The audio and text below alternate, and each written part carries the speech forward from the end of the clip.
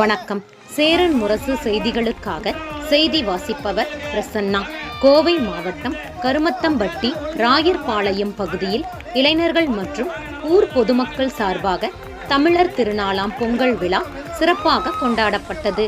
விழாவில் குழந்தைகள் மற்றும் பெரியவர்களுக்கான விளையாட்டுப் போட்டிகள் நடைபெற்றது. மேலும் பள்ளி கல்லூரி மாணவ மாணவிகளின் பரதநாட்டியம் மற்றும் காவடி ஆட்டம் உள்ளிட்ட தமிழர் பண்பாட்டு கலை நிகழ்ச்சிகள் சிறப்பாக நடைபெற்றது.